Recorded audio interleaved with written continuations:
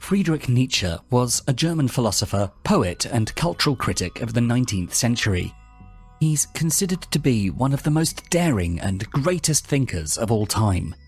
His work is revolutionary, aiming for a re-evaluation of all values.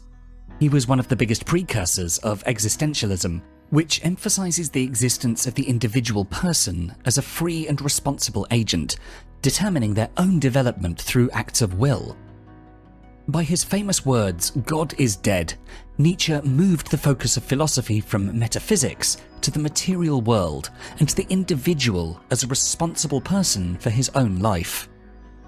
Nietzsche wrote several books, and his teachings have shaped the lives of many people, from psychologists to poets, dancers to social revolutionaries. So with that in mind, here are 10 important lessons that we can learn from Friedrich Nietzsche. Number 1. Be a harmonious totality.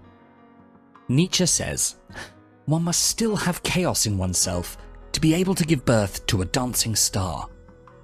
According to Nietzsche, each of us have two main sides to our personality: a rational one, the conscious, the responsible, the Apollonian side, and an instinctual one, the subconscious, emotional, Dionysian side.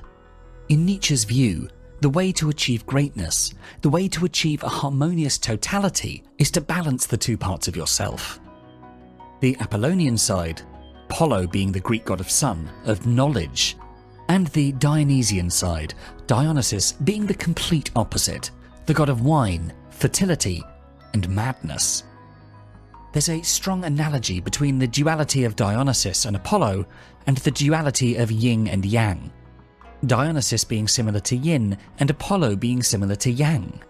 To have a balanced life, you have to be organized, responsible, logical, but at the same time leave room for the more artistic part of yourself, your creative side, your emotional side. To really shine like a dancing star like Apollo, the god of sun, you have to embrace your inner chaos. Learn to explore it, listen to your feelings and intuition, and listen to your Dionysian side. Sometimes we use one side of our personality to excess at the expense of the other. For example, perhaps sometimes we can be too organized. We don't leave enough room for any creative moments or moments of inspiration. Other times we might be too chaotic and lacking structure. While both are essential, we need to know when best to use them. Life requires us to be organized, for example, to make sure our house is tidy, our children are fed, and our finances are in order, and so on. Other times, we might want to shake up our routine, go on wild adventures, or to get in touch with our artistic or more sensitive nature. Even in our jobs, we need both sides too. For example, an engineer must use the Apollonian side to execute the work, but he also needs the Dionysian side to discover great insights and invent innovative solutions. We have to take care of all sides of our nature, to nurture them. Don't fight against your duality. Instead, learn to use it to your benefit. Number 2.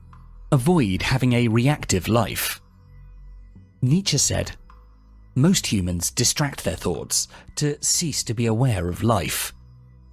According to Nietzsche, we are too passive, too reactive. We don't act as ourselves, we're not honest enough, and we're not noble enough. For Nietzsche, to be passive is not the same as inactive, but rather it means to have a reactive life. You can be active, indulge yourself in entertainment activities or in a meaningless job, but in essence, you're empty inside. You have no goals, you move without purpose. Nietzsche invites you to be more honest with yourself, more reflective about your goals in life, to be brave enough to face reality and fight the obstacles that are blocking your path from getting what you want from life.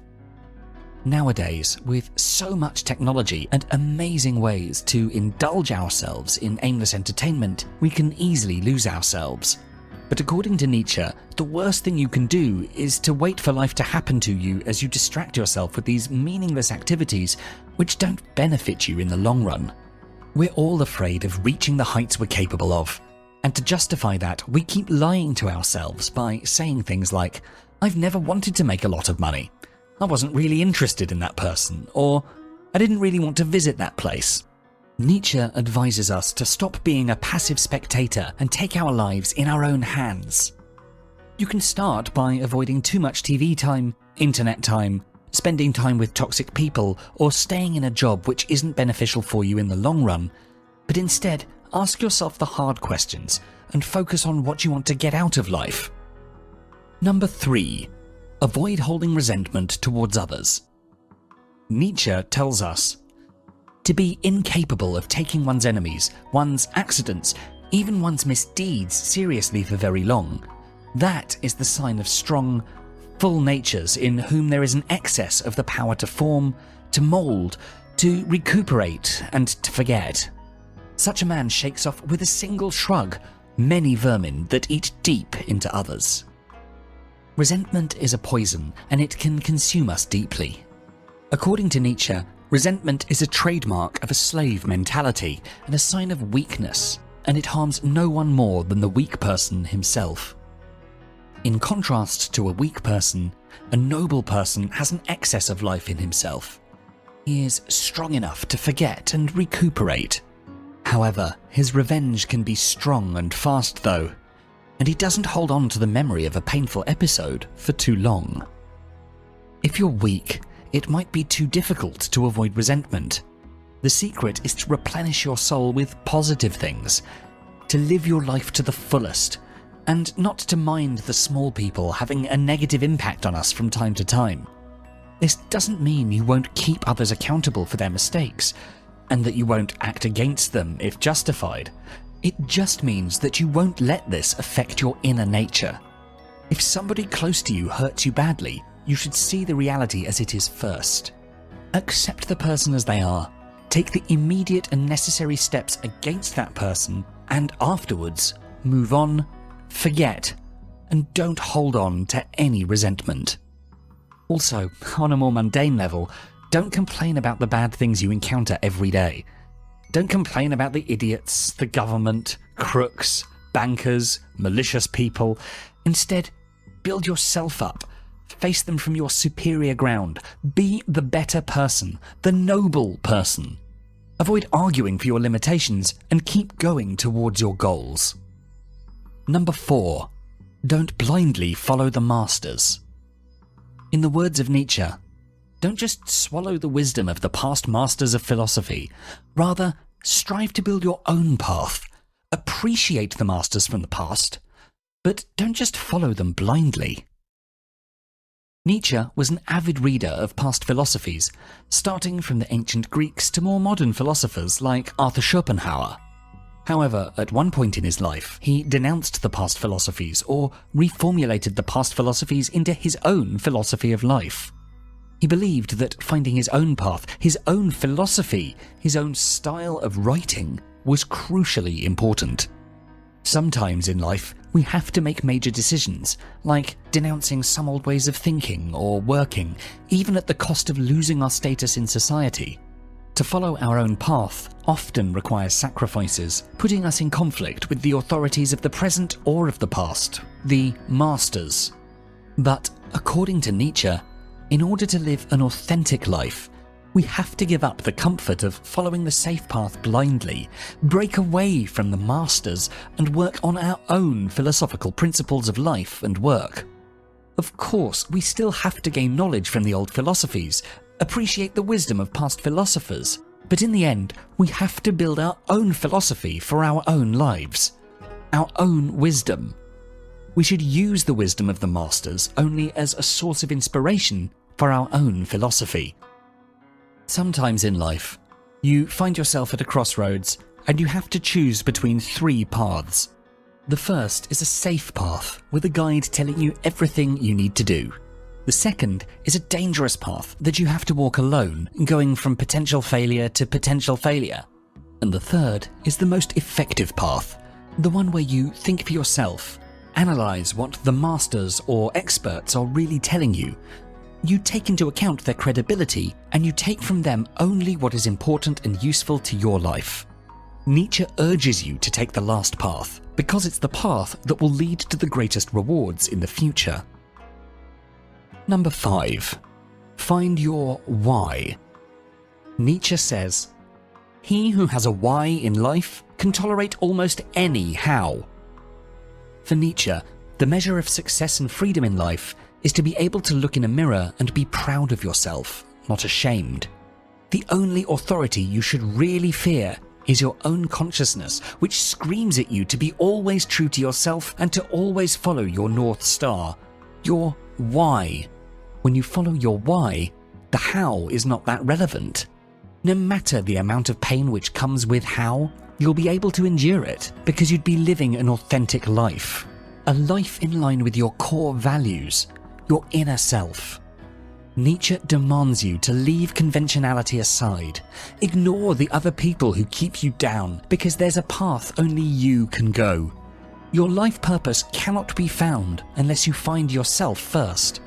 And after you find the reason to live, you can tolerate any hardship life throws at you. To find your why, your path, start by looking at yourself in the mirror and see if you're ashamed or proud of yourself. Did you betray the one on the other side of that mirror, or did you honor it? Have you always been true to yourself? Did you really cultivate the talents life gifted you with? What things must you do in order for you to be proud of yourself and make you feel more powerful? What do you have to accomplish? What milestones? And what would be the most exciting goal you can think of for yourself? This most likely would be your North Star for you to follow. You might not reach it during your lifetime, but at least you'll know at the end of your life that you did everything in your power to come closer to it, and you won't mind the hardship you've been through. Number 6. Suffering can make you stronger. Nietzsche says, "What does not destroy me makes me stronger." Nietzsche advises us to be like the phoenix, always ready to rise up from our ashes. To evolve, we sometimes must destroy ourselves in some way, to rise anew and be stronger. Suffering makes us stronger. It transcends us if we really know what to learn from it. Life is a journey, and each stage is a level we must pass. In Nietzsche's view, a real thinker sees life as a knowledge quest, each event being an opportunity to learn something new. The outcomes, no matter how painful, are lessons to learn from, and the process of learning is transformative. Nietzsche believes that we must keep ourselves apart from the outcomes. It's not relevant if it's a success or a failure. What really matters is what we learned from it, how we evolved from it. The biggest lessons we can get are from our biggest tragedies, because they present us with our biggest vulnerabilities, our biggest fears, and our biggest desires. We have to dive into suffering and let ourselves rise again from the abyss, just like the phoenix. As an exercise, try to think of the most painful episodes you've lived. Make a list of them. Think of what vulnerabilities these episodes revealed in you. Why have you suffered? What illusions about life or people have you lost? Accept the loss, no matter how painful, and try to see the episodes as an observer. What knowledge about life or about people have you gained? In case you lost illusions, what knowledge have you gained which can replace these illusions now? How can you make this knowledge useful? How can this knowledge prepare you for similar events? Those tragic events haven't killed you, and as long as you remain alive and capable of learning, you'll grow stronger after each painful episode. Number 7. Avoid being just busy. To quote Nietzsche, "Men fall into two groups, slaves and free men. Whomever doesn't have 2/3 of his day for himself is a slave, whatever he may be, a statesman, a businessman, an official, or a scholar." According to Nietzsche, people are either slaves or free. The free people, or the masters, are strong, creative, they can do whatever they want, at least 2/3 of their day. The slaves cannot do whatever they want. They work for others more than 2/3 of the day. They follow other people and society's rules blindly, having little control of their lives. One should earn his bread, and to work 8 hours per day is oftentimes inevitable. But this should be the limit somebody should accept to work for others. Any more than this, and you're at the mercy of other people. or you're the slave of your own money. You cease to own your own life. The anxious feelings people might feel when they think they don't work enough, or they don't push hard enough, or work more than 8 hours, is more a consequence of the slave mentality. You have to make the distinction between working for others and working for yourself, and you shouldn't work more than 8 hours of the day for others. If you do, no matter who you are, a president, a businessman, a scholar, an official, you are still a slave. Even if you're a businessman and you claim that you work for yourself, you have to ask yourself, am I working for making more money, or am I really working for myself? If you work for your money, you're still a slave. If you really work for yourself, this means that the work you do nurtures you, makes you happy and gives you energy. Society is designed to make you envious, to make you want more, to consume more, and chase the things you don't really need to keep you a slave. Nietzsche advises us to break this chain and learn to live for ourselves at least 2/3 of our days. Number 8. Live dangerously. Nietzsche says, the secret of harvesting the greatest fruitfulness and greatest enjoyment is to live dangerously. We should all try to make from each day the best day we can. Danger is the test bench of ourselves, and it makes us feel alive. We should test our limits in order to overcome ourselves, and we should learn to enjoy living out of our comfort zone. Nietzsche urges us to stop being prudent and regular in life. Rather, we should be overjoyed heroes, living dangerously, expressing our individuality freely, masters of our own lives, and we shouldn't listen to ordinary people who are often feeling threatened by such a life lived dangerously. There's a huge number of people happy to live in the comfort of their own cocoon, not willing to take any risks in life, avoiding any danger. They always try to copy others rather than express themselves as they really are. Don't be someone like that, because in this way you'd waste your life and you'd miss a great opportunity to enjoy this life to the fullest. In order to start really living your life, try this test. Ask yourself, would I be willing to relive this day 1,000,000 times forever? Would I be happy or sad if I lived the same life over and over again? The answer to this question would help you to assess your current life. Make the appropriate changes until you'll be able to declare that you're willing to relive every minute of your new, joyous, adventurous life. Number 9. Become a superhuman. Nietzsche says, man is a rope stretched between the animal and the superhuman, a rope over an abyss, a dangerous crossing, a dangerous wayfaring, a dangerous looking back, a dangerous trembling and halting. What is great in man is that he's a bridge and not a goal. In Nietzsche's view, the purpose of humanity is to overcome itself, to create a superhuman, an Übermensch in German. We are a bridge to something greater. No matter who we are, no matter our social status, our wealth, our physical appearance, our intelligence, our race, we all contribute to this purpose of human species to overcome itself and to create something greater. Our struggles in life, our traumas, our successes, they're all transmitted to our children. And beyond this, the things we create and invent, the science, the technology, the arts, they all prepare the arrival of a new species of humans, the superhuman species.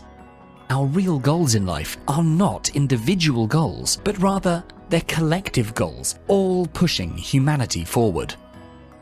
By being a parent or a teacher, by developing a product through your work or a scientific theory, by creating a piece of art, of literature, of philosophy, your contribution to the evolution of the human species can be extremely significant. Always see your individual goals as part of the collective. Harmonize them, and your life will suddenly have much more meaning. Number 10. Happiness is the way you approach your goals. Nietzsche invented his own formula for happiness. My formula for happiness: a yes, a no, a straight line, a goal. According to Nietzsche, happiness is not something you find at a destination. It's a process and consists of 4 steps. The first step is to say yes to experiences and people, to be able to take risks and to learn from the environment close to you. Then, at the second step, you examine the value or the usefulness of these experiences and people. You learn to say no to the useless or not valuable ones. You become selective. The third step is to draw the necessary conclusions and principles for those particular events or people, to draw a straight line. Then, finally, at the fourth step, you will formulate your goals.